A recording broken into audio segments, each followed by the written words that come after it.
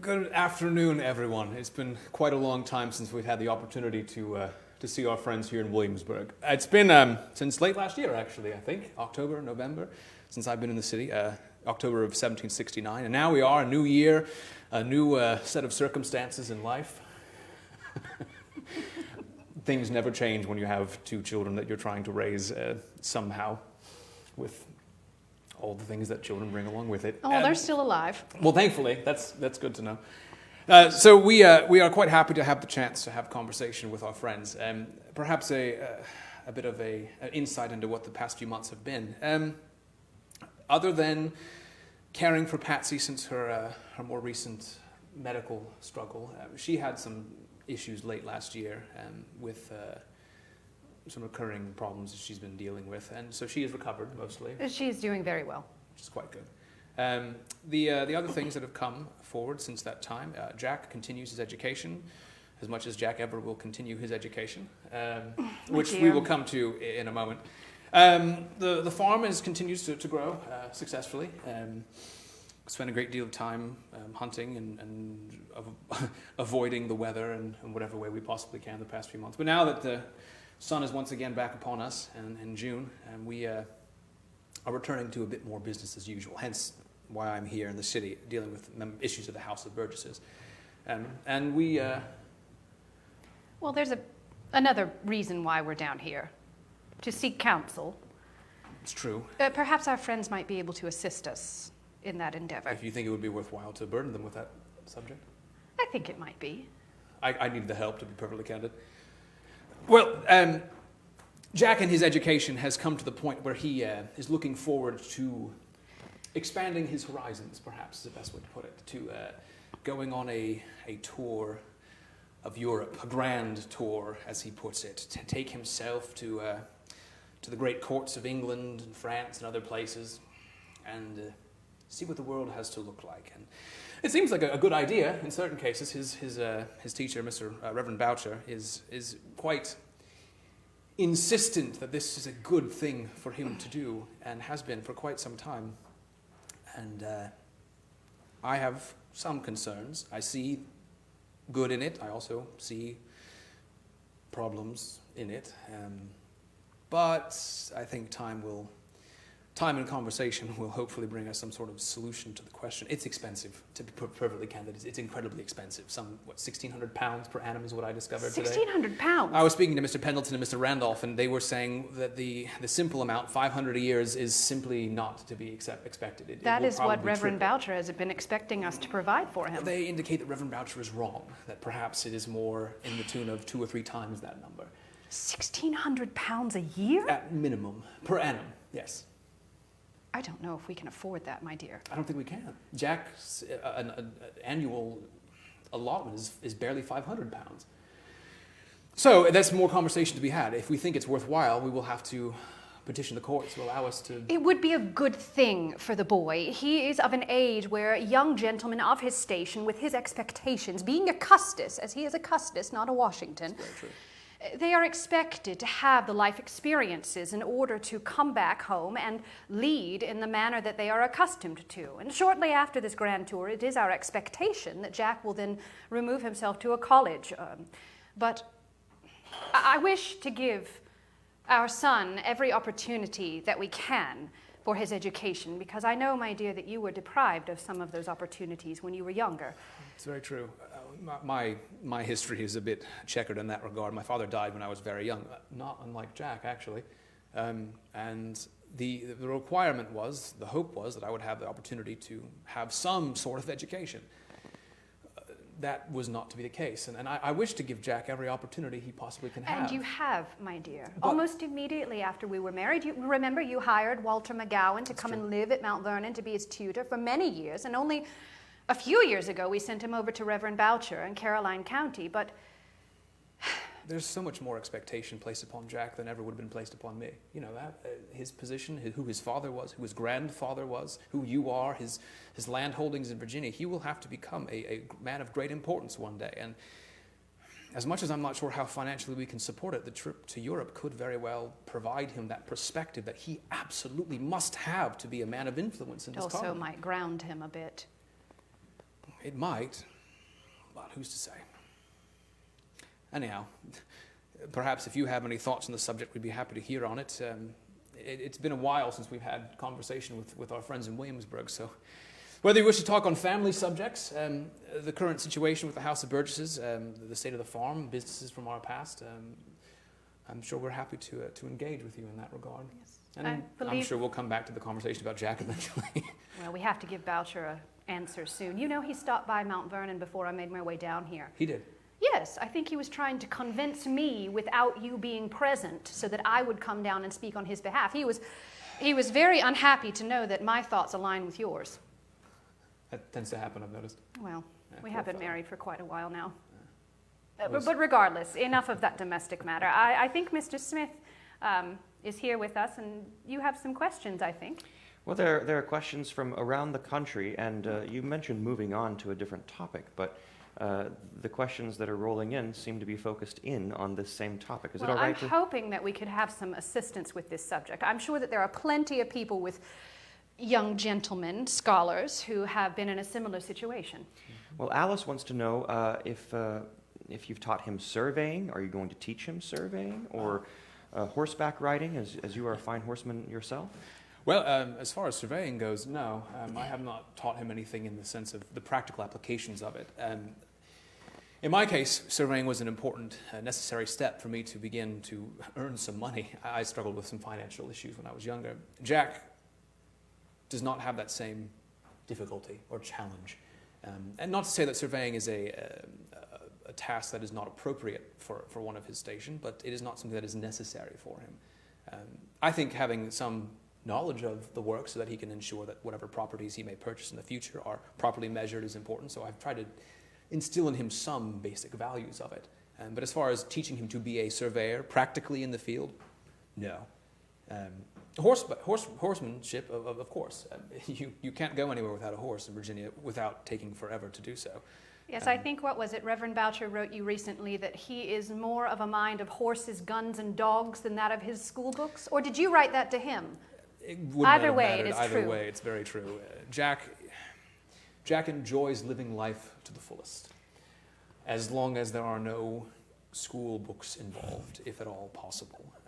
So no, often this winter he would ride with me. We'd go out hunting together. He's coming along quite well. Still can't quite keep up, but He'll get there. he will one day. Then we will have all sorts of problems. He's just now 15. Will be 16 at the end of this year. Yes. So he's still growing into himself. But no surveying specifically, but horsemanship most certainly, among other things. Mm-hmm. Well, you mentioned his distaste for books. Violet wants to know, was he schooled at the home? Oh, Violet, that's a very lovely question. Jack began his education at home, with me, in fact, but after the Colonel and I were married many years ago, one of the very first things that we did was attend to his education in particular, but his younger sister, Patsy, of course, had the benefit of engaging with the tutor that we hired, a Scotsman by the name of Walter McGowan. He came to our house and lived with us and educated Jack, began him in all of the subjects and areas that a young gentleman of his situation should begin, Latin and Greek and history and mathematics. He was a very kind man, and he left our service to receive his ordination in London. And Significant loss. yes, we miss him very, very much. He was worth more than every penny we paid him, in my opinion. Yes. So yes, Violet, he began his education at home, but now he is away at school in Caroline County at Reverend Jonathan Boucher's establishment, which I believe he intends to move to Annapolis That's soon. another discussion that has begun, and we have to decide how much that will cost and whether it's worthwhile to have him closer He to home. told me or far away. £75 per annum. That's We'll not discuss it unreasonable later. completely. It's better than £1,600 per annum. I'm sorry. Any other questions, or perhaps along this line of thought, or others? No, this is quite enjoyable. I'm very content just to let you two carry on. Well, good. That could Well, happen we if will you're not do that, careful. Mr. Smith. Give us a moment, and it will be the races will not be over. We have some questions about your domestic and personal relationship with one and the other. Is it all right to get into that topic? Of I suppose. Depends on the question. Be fair warned, I tend to be very evasive in personal matters, so You're already turning red, my dear. What's the question? Well, I don't think you'll find fault with this one. Aaron Squire would like to know how long you two have been together. Together? Mm-hmm. You mean today? Well, I suppose your entire relationship. Oh. Well, I couldn't rightly put my finger on the first time I laid eyes on you. I cannot either, but I remember it. You remember it? No, I don't remember it. Well, I remember when we were reintroduced. Yes, 58. Yes, March of 58. 58. And we were married the next year in January of 59. How many? Wait, 58, 16. It's 12 years ago? Yes. 22. I was about to say 22. No, it feels like it's 22. No, I'm teasing. Excuse me? It's been 22 years of bliss. 12 years of bliss. It's been 12 years since It's best we to stop reacquainted. talking. It is. Yes. Why don't you finish? We've been answering the married question? since 59. So 11 years. 12 years. There was a war on. It was very busy and complicated. Yeah, please. One thing save you me will from my find, embarrassment. my friends, is that when my husband gets very uncomfortable, he actually turns the color of his hair. And as you can see, the red is already starting to climb up to his forehead already, my dear. Please, Mr. Smith, ask another question. Am I saving you from this Please, conversation? yes, yes, I would appreciate it. Thank you. Well, good. Then another domestic question. Oh, fantastic, wonderful. I'm so excited to answer this question. I paid Mr. Smith well. Well, 1,600 pounds per We year. will, Colonel Washington will direct this one at your lovely bride. Acceptable. Martha, Mrs. Washington. I'm sorry, Mrs. Washington. Jennifer Lynn would like to know what sort of advice have you received in your marriage, and what advice might you then distribute to others? Oh, my heavens. Well, Miss Lynn, that's a wonderful question, and I think ladies have a tendency to think about those advices that one might receive before their marriage. I must tell you, though, the Colonel is not my first husband. I was married when I was 18 to a gentleman who lived next door to me out in New Kent County, one Daniel Park Custis, and we enjoyed 7 very happy years of marriage and 4 beautiful children. My son, Jack, whom we've spoken of, and my daughter, Patsy, survived from that union. And being married at the age of 18 was very different than when I was married at the age of 27. I remember when I was 18, the only thing that I thought about before my wedding to Mr. Custis was what flowers were going to be in bloom as we married in May, and how high I could pile my hair on top of my head to be the latest in fashion, of course. I had no notion of what it meant to be a wife, what it meant to be a mother, to be a partner to someone. But I was blessed, my friend, with a gentleman who was kind to me and who set the bar exceedingly high for my expectations of what it meant to be a worthy partner. Unfortunately, the divine providence saw fit to take Daniel from us after only 7 years together, but he was kind enough to put forth to me another partner. And I remember when we were first reunited back in March in 58, we were in 2 very different places in our lives. But we were united on some fronts. And I found someone in Colonel Washington who was kind, who thought about others before himself, and who has been a champion of mine and my children from the first moments that we were ever able to have a conversation. I cannot say if anyone necessarily gave me advices about marrying Colonel Washington. There were some who were not happy with my choice of marriage to Colonel Washington. My uncle in England comes to mind, but what was joyous about my choice of second husband was just that. It was my choice. I knew by that time what I needed to be successful. And I think the Colonel knew as well. And we have made quite a handsome partnership these many years. I hope that answers your question. Mr. Smith? Thank you, Mrs. Washington. We have several questions that I find quite amusing, and I hope you will as well. Stacy wants to know, is it true that you had a pet bear, Martha? A what? A pet bear? Mrs. Washington, yes. I'm sorry, Mrs. Washington? He'll learn eventually. I will learn eventually. I A pet bear. not currently do not have a... Is that what...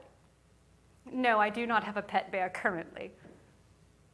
Are you You're planning not going on to have one anytime acquiring soon that I'm aware of. I'm sorry? Are you planning on acquiring a pet bear? Well, tomorrow is a special day, and one never knows. What's tomorrow? We'll talk about it later. Tomorrow being June the 2nd? Yes, June the 2nd. Oh, dear God. What happens on June the 2nd? It's nothing. It's fine. Pet bear? No, not a pet bear that I'm aware of. No. No. We're going to stay in the domestic category. That's a very strange answer you've just given about the bear. I don't know if I believe you. We're going to stay in the domestic category for a moment, and Mike wants to know, if you two argue, who wins most of the time? I do. Very Sorry, was good. that too short? No, I can see how this works. We have discussions. We don't disagree very frequently. And never in public. No, never in public. But I'd say when we have disagreed about matters, we have civil discourse about them. The only thing that I could think of that would ever be considered a constitute a disagreement is less a disagreement and more a difference of perspective. And normally it has to do with the children, but not a sense of a disagreement. I, as their guardian, am responsible for certain legal matters. At the end of the day, she is their parent, and so final responsibility for their care and well-being, the decision ultimately lies with her. So I may push in certain directions for certain educational perspectives, a trip to Europe, for Patsy to be cared for by a certain dancing instructor, etc.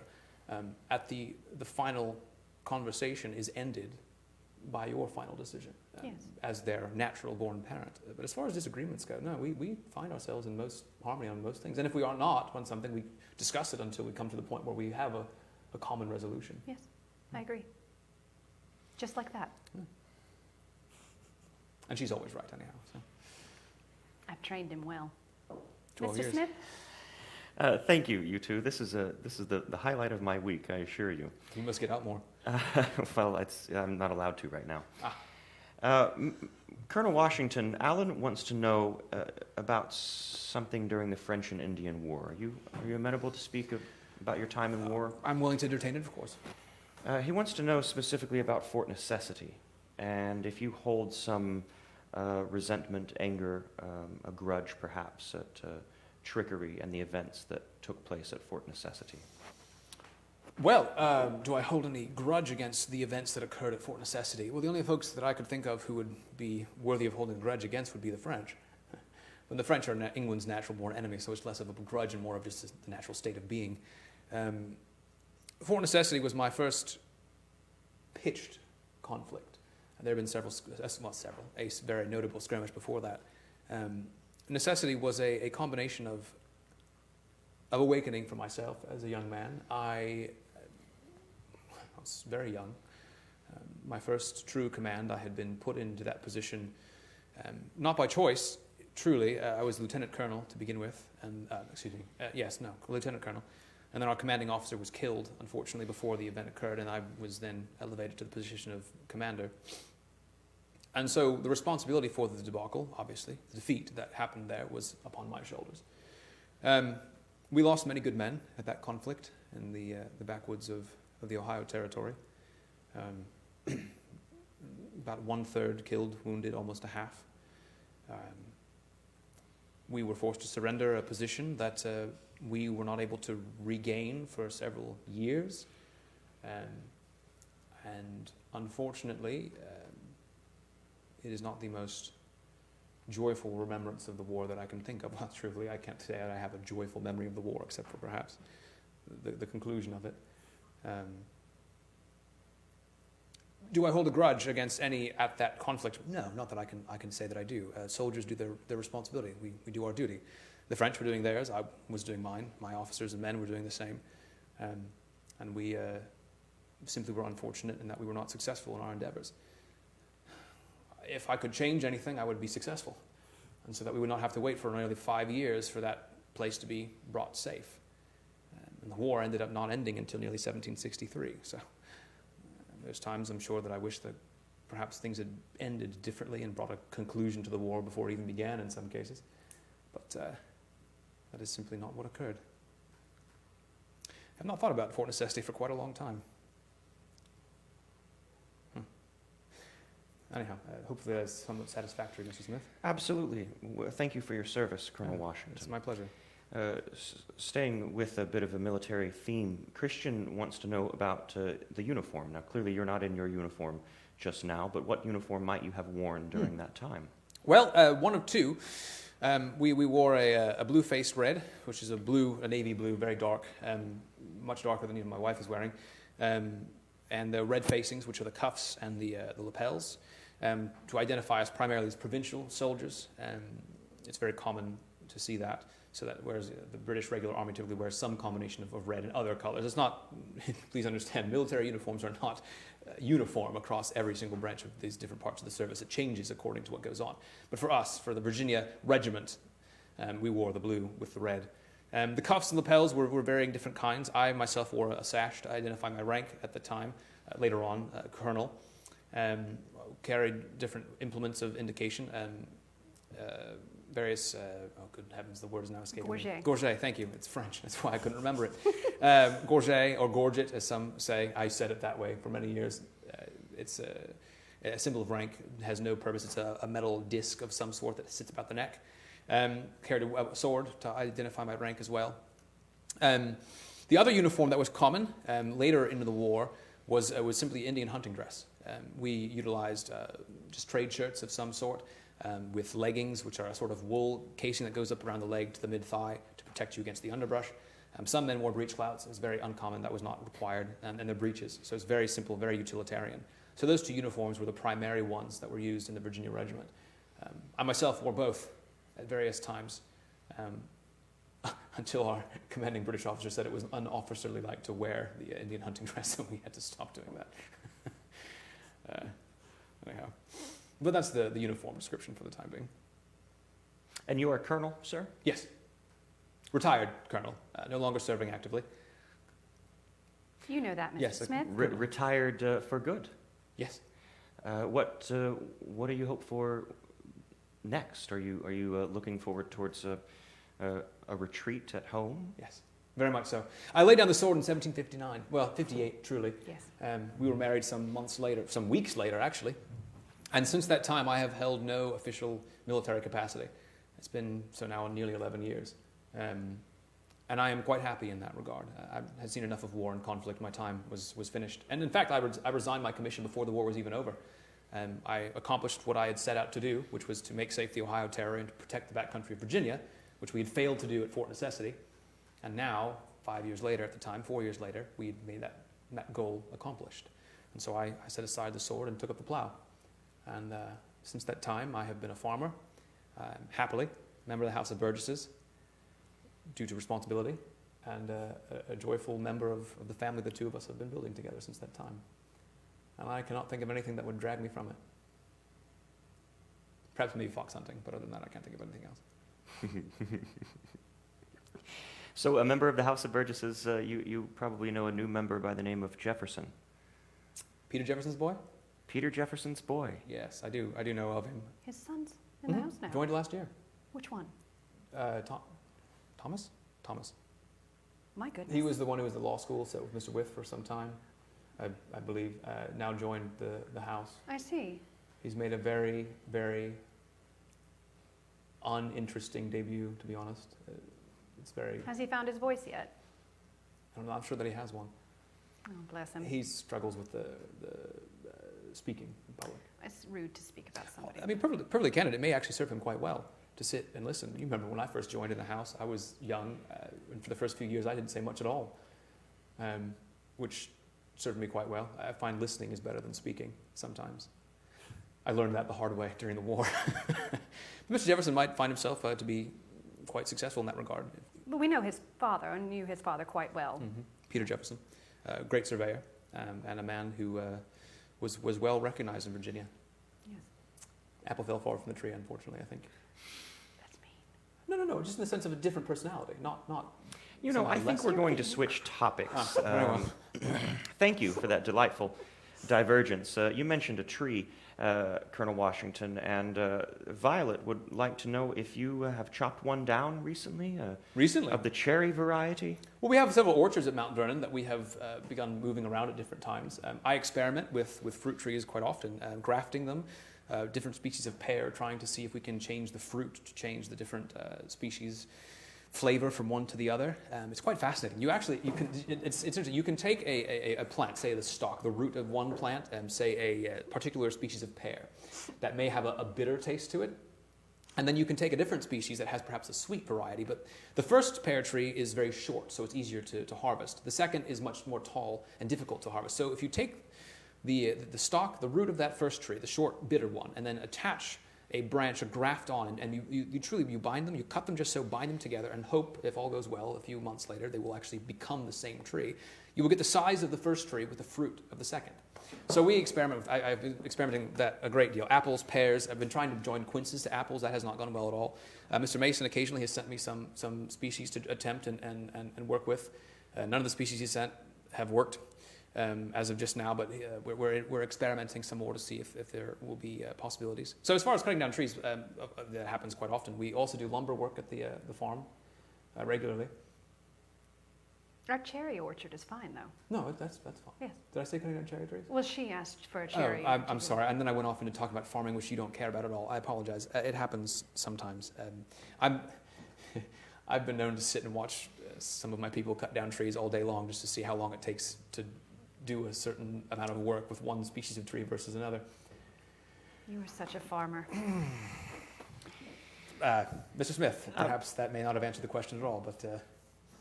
No, I think it did, sir. Well done.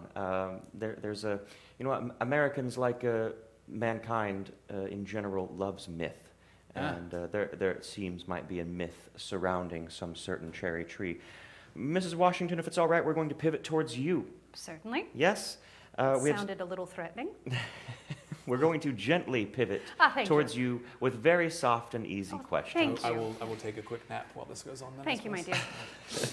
Chuck would like to know, he mentions that you never went to formal university, for example, and No. he wonders what your thoughts are on whether or not some type of formal education might be necessary to educate young women. Formal education, I'm assuming, Chuck, you mean as far as sending young ladies to university, to college. Quite frankly, no. I should say, my mother educated myself and my sisters, and it is my duty now to educate my daughter. That is not to say that we are lacking in those vital necessities of reading, of writing, arithmetic, economics, etc. But not at all. You are sent to college to learn how to lead. My son will be sent to college to learn about the great ancients, Latin and Greek, so that he may learn from the past, so that he may then enter into society and lead the people that he owns property around. A young lady has no need for such an education. I have yet, my friends, to read a housewifery book written in Latin. We simply do not have the time. Between learning how to manage a household effectively and all of the various components that go along with it, I'm afraid that almost every single waking hour of my day is dedicated to managing and maintaining my household and the people who live in it. So currently, until expectations are changed for young ladies, I think an education at the hands of the female generation before them would suit them best. A passing of the torch, then. Yes, indeed. An oral history, if you will. And one of no significance. So it's no small significance. The work that my wife does and Patsy will do in her stead is incredibly extensive and technical and requires a great deal of intelligence and training. I couldn't do it. It's best that you don't some days. It would be terrible. So speaking of Patsy, Mrs. Washington, Veronica wants to know, did the Scotsman also teach Patsy? Oh, Veronica, you must be familiar with Mr. McGowan to call him the Scotsman. That's the best description I've heard. Yes. It's the first thing you noticed when you walked into a room. That's a Scotsman. Well, we were very concerned at the very beginning of his tenure with us that Jack's Latin would have a certain Scottish brogue to it. Well, that would mean that Jack would have taken the Latin that he was given. But he didn't. Yes, Veronica, Patsy did have the benefit of some of Mr. McGowan's studies. There's some of the basics that both she and her brother could share together. They also shared a music teacher together, Mr. Stadler, and recently, although Jack is away at school, but prior they shared a dancing master as well, Mr. Christian. So we do wish Patsy to have as much education as her station expects of her, because one day it is our prayer that she will find the right person for her, and she will marry into her station, and she will have a vast household to manage as well, and God willing, children of her own. And it is our responsibility to ensure that she has every tool available to her for her own success.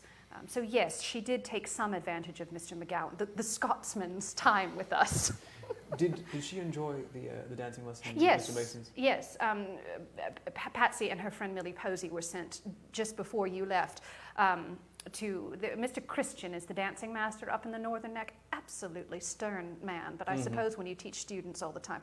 But anyway, he holds dancing lessons for good periods of time, and he held one at Gunston Hall, Colonel Mason's home, and next he is going to hold it at Mount Vernon. Oh. Yes, he's an That's itinerant, that's been finalized so he then. comes around about every once in 3 or 4 weeks and teaches all the children in the area. But Patsy took to it very well. Good. She and Millie had a good deal of time, and it did not exhaust her the way I was worried that it would. Good. Yes. Perhaps some balls later on this year. We might, If she feels up if to she it. feels up to it. Sorry, Mr. Smith, we are going into a private sector. This is the most enjoyable part, I assure you. We have another question for you, Mrs. Washington, and it's about reading. Do you have a favorite book or books that you enjoy to read or might recommend to someone to read? Are you leaning in out of interest, or? I'd like to know what you read. Oh, well, you provide the majority of them because I ask you to order them for me. This way I'll find out which one you're actually enjoying the most. Thank you. For tomorrow, right? Yes, no idea what tomorrow is. Yes, I do. Well, I have been trained since I was a very young girl to take an hour every morning as my hour of devotion. That is when I return to our private chamber, shut the door, and I attend to my morning prayers. I attend to the meals for the day and answering any letters or correspondence that might need. So yes, I do on a daily basis read my morning and evening prayers. But when I do have any available time of my own, that the house is not calling me for, I do enjoy reading ladies' magazines that my husband provides for me, as well as occasionally a novel, or two, should it come across the desk. Pamela is one of my favorites that I have read a few times. So yes, I enjoy quite a variety. And we do have a very fine library at Mount Vernon, but we typically spend the evening reading the newspapers together, or whatever we should like. But yeah, I hope that answered your question. Absolutely. Can we turn to a topic that's perhaps not so lighthearted, Mrs. Washington's? Scarlett would like to know if you could speak on the difficulties of being home alone while your husband was serving at war. I see. Well, Scarlett, first thing you must understand, the Colonel and I were not married when my husband was serving in the late war with the French and the Indians. That does not mean that, of course, we all were very concerned with the men who were fighting on the front on our behalf, but I did not have a personal stake in Colonel Washington's safety until almost the time that until you resigned your commission, but I will say that we were engaged. During the expedition, Forbes expedition. Let me start at the beginning. We were reintroduced to one another in March of '58, and we fell into easy conversation with one another, and you made sure to return several times. When I had time. When you had time. It was very often. But regardless, by that late spring, early summer, we had agreed that we should like to be married. And so we found ourselves engaged to be married to one another. But the Colonel still had business out west. He was still committed to being a part of the Forbes expedition. And while I had always understood the dangers, we spoke of them quite frequently before he left, and even the entire time that you were gone, we wrote back and forth when we could. I have now discovered that the wife of a soldier must have an inner strength unmatched to not only hold a piece of her heart at home, but know that the rest of it is wherever her husband or her brother or her son might be, constantly having their life on the line. So yes, it was very difficult. I tried to keep myself busy. Of course, the children were very young then. And of course, I was attempting to plan a wedding without letting everybody in Williamsburg know about it. With mostly success, as I With understand. mostly success. But it was difficult. And I am very happy that 2 weeks before our wedding, my husband decided to resign his commission, and he is a soldier no longer. It is much more relieving to be the wife of a farmer than the wife of a soldier. And I am very, very pleased that you have committed that you will never put on another uniform again or take up arms, because I don't know what I would do if you were put in harm's way for such a long period of time again. Those days are past me. I hope that answers your question, Scarlett. Thank you. We have so many questions left and so little time. I'm wondering if you would be all right with some rapid-fire questions with some sort of brief type of response? Certainly, Of course. Mr. Smith. And I'll just throw them out there, and whoever gets to the question, Just catch them. you'll catch them. Done. Very good. Savannah with wants all to my know, hand. what are some of both of your favorite fashions? Well, military fashion is always enjoyable. The current trend always follows the military trend. Anything that you might find in the ladies' magazines. Of course, fashion changes in the blink of an eye. What is fashionable in the morning is not fashionable in the afternoon. I'm sure neither of us were fashionable. We No, were this morning, indeed. but no longer are, I'm sure. So, of course, we do try and keep up with the latest fashions, and we're constantly ordering in suits and gowns from London, but Constantly. we're not good at this, Mr. Smith, I'm afraid. No, you're doing just fine. What mean you're not good at Well, this? we were elongating our answer, and you meant to say it was rapid fire. Oh, that's all right. I think, context, a long answer is I just see. fine. All it means is that we're not going to get to them all, but that's okay. Denise wants to know, what type of crops do you raise on the farm? Wheat, primarily. No longer tobacco, except for Custis property. It's corn, some potato, do a bit of turnips, fruit trees. But primarily wheat is our cash crop. We also have a fishery that's not raising, but we also bring in fish, a great deal of them. You recently switched to wheat? Is that what you said? 65, 66. It's been about 4 years now. More profitable than tobacco? Much more. The debt has shrunk significantly. Kent would like to know, have you ever thought of taking him to see the wilds of Augusta? I think we were talking about Jackie at this point. We've been out a few times, mostly small, not Augusta specifically, but he's been in not the full-on wilderness itself, but he's been west some. You've taken him out on some trips. There's no need to go take a young boy that far out into the wilds of Augusta, as it were. They're different than they were. I would not allow it. That was the nice way of getting around it. I couldn't figure out a way to say it. I should have been more explicit. Anyhow, next question. Tina would like to know, after your marriage, did the Colonel take over management of Mrs. Washington's estate? Yes, Tina. The Colonel did take over management of the Custis estates, which you seem to have some knowledge of course, that, as Mr. Custis's widow, I received 1/3 of his personal and real property to have life rights to. And then, of course, as the guardian of my children, in effect, he manages the entirety of the Custis estate on our behalfs, yes. That was better, wasn't it? That was fantastic. Thank you. Beautiful. You're following. We're doing quite well, I think. I think, yes. I say that to make myself feel better. I'm not sure if we are. Anyhow, yes. To keep you on your toes, a question about shoes from Karen. Martha wants to know if you still have your wedding shoes. Of course I have my wedding shoes. Oh my goodness, they were so fabulous. They were purple with silver spangles on them. They were absolutely beautiful. In fact, they wore a little bit on the tongue, and I even had them replaced. I don't wear them very often because I want to preserve them. Mr. Washington, Beth says that she read a children's Colonel book. Washington. Sorry. Well, it says Mr. Washington here, Right. and It's all right. We'll allow it to slide this one. Colonel Washington. Yes. Beth says that she has read a children's book about you and your mother, and she says that she sounds like quite a character. What is your relationship like with your mother? What type of person is she? Very good relationship. This is the best way to describe my mother. I am the male version of her. forward-thinking. Well, I'd like to say that about myself. She would say that about herself. Strong-willed, very much so. Very decisive. She will brook no disagreement from anyone, including myself. And very responsible.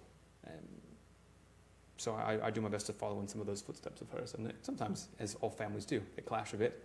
But I hold my mother quite responsible for much of my upbringing and many of the successes that I hold today because of her. So it's a good one. We haven't seen her for a few... No, I saw her on the way down. We stopped in for a few days in Fredericksburg. So quite good, actually. So, Colonel Washington, this might not have happened yet, but we're going to ask a question anyway. Of course. Mike would like to know, have you started a distillery? No, we have not done any work with that specifically. The wheat could be turned, I suppose, into some sort of alcoholic substance. An interesting idea. I'll have to perhaps have a conversation with Mike, you said? Mike, I'll yes. have to have that conversation with him at some point in time. But no, I have not as of now. No, it's just mostly just the grain. We have a mill that we grind some. Yes. But other than that, no. It's a good idea. Alcohol is more stable. You might not have ruination of crops as it travels across the land. Franco would like to know, who handles the discipline of the children? What type of discipline? Well, he doesn't make distinction. It depends on the circumstance. If it is a matter that we agree upon, then I will take care of it if necessary. And if it comes down to more significant things, I leave it in the hand of Mrs. Washington to direct me or herself in whatever way she sees fit. Indeed. Patty would like to know if you two sit and enjoy tea together. Yes. Of Quite course. often. Well, not since the association, though. Well, when we can. Speaking of things that you do together, Audrey would like to know, what are your favorite things to do as a couple? Read. Read. That is one of our favorite pastimes in the evening. When I feel up to it, I sometimes join you in the field. We go visiting to our friends quite frequently. Our dearest friends are the Fairfaxes, who live just next door to us. Next door meaning it's about a 45-minute walk to Belvoir, which is their estate. And of course, when we can, we come down to the capital city and engage in conversation with our dear friends, as we are today. But we find that we try and stay in one another's company as frequently as possible. Just being in company is most enjoyable, in my opinion. There are several people watching from around the world, from Germany. Cindy McHenry says she's watching from Raleigh, but a little bit closer to home in Williamsburg. Teresa would like to know, when you are in Williamsburg, is there a tavern that you like to visit? Depends. Miss Campbell's is one that we attend several times. I'm staying, I ate there. I'm planning on eating there today, and I ate there yesterday. The Raleigh sometimes. Mr. Charlton's. Mr. Charlton's.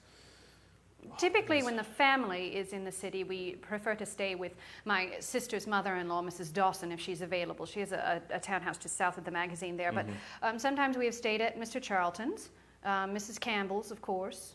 It depends. Yes. Depends on who's here and how long we're staying, how many rooms are available, etc. It gets quite crowded when the House of Burgess is in session, so you have to jump around a bit. Yes. We spoke of a date early on in this conversation, tomorrow's date, June the 2nd, and it seems that there have been several comments, some sleuths online have discovered exactly what tomorrow's date means. They should enlighten us, I think, then, shouldn't they? I know what tomorrow's date is.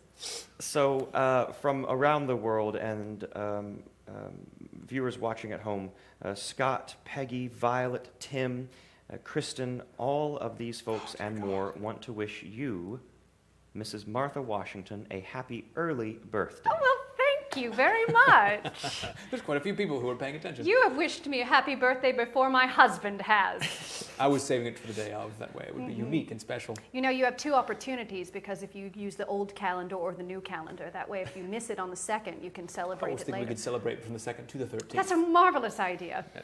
There will be no a birth better, though. month. A then. birth month. See? Exactly so. Thank you, Mr. Smith, and thank you to all of my friends who have wished me a happy birthday.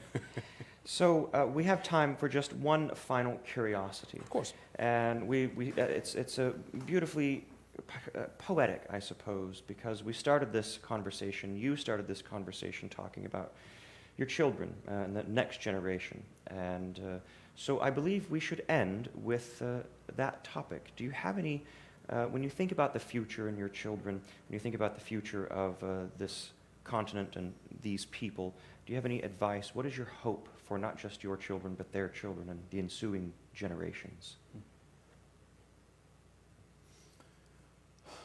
Well, I think, speaking as their guardian of the children, and as a partial parent in that regard, and if I'm speaking incorrectly, please correct me, my dear. I will. She will. I would say that our hope for our children, my wife's children, is that they would grow, and grow in strength and vigor, and that their path would be made straight and easy before them, that they would find every connection they need to succeed in a healthy way, and when troubles and difficulties come, that they would have the fortitude, the stamina, the wisdom, and the courage to push through those circumstances and come out the other side better people than they were when it began. And I think in many cases I would say that the same is true. My hopes for Virginia are the same, just as it is for my friends, my family, our family, for Virginia and the empire, and perhaps even the world, that we would all have that same sense of fortitude, that same sense of a care for ourselves and for others, a sense of kindness and a patience, a willingness to listen and to engage in whatever circumstances may come to us with the best wisdom and courage that we possibly can. Yes. As their mother, they are, any mother or father listening or watching just now will understand that every time you have a child, a piece of your heart goes with them. Yes. And you desire to protect them long after they have run away from you and wish to live their own lives. And it is my hope that as we grow as a family, as we grow as a nation, as there are changes and there are tumultuous times that I'm sure that we will all have to go through, that every mother will have the confidence to know that their child will be protected by the community that surrounds them. We all come from different places. We all come from different backgrounds and different circumstances. And it warms my heart to know that the community that I've raised my children in will protect them. And it is my hope that if I should ever have a child who needs protection, that they will have it. And so I hope that as parents, as members of our community, we can always remember that, to hold one another together, to protect one another, because I think at the end we are only best when we are united. And as you said, my dear, to listen to one another. I think that's our hopes for our children, Mr. Smith. Agreed. You all are very kind in allowing us to have such long conversation on such a wide variety of topics, from political matters to personal matters to awkward personal matters, mostly for me. I hope that we hope that you all are well, that you will stay well, continue to engage with each other in conversation, to be kind to one another, and to know that Mrs. Washington and I are always your humble servants and your very dear friends. We look forward to seeing you again in the future, perhaps here in Williamsburg, perhaps somewhere else. Mount Vernon is always open to whoever wishes to come, but just don't all come at once, please. It's not that large of a house. Best to see them when they're here in Williamsburg. It's best that way, I think. Anyhow, your kindness is overwhelming, friends, and I hope that you are well this day. Take care of yourselves. We bid you adieu. All of our programs are made possible by the generosity of our donors. Thank you so much for your support.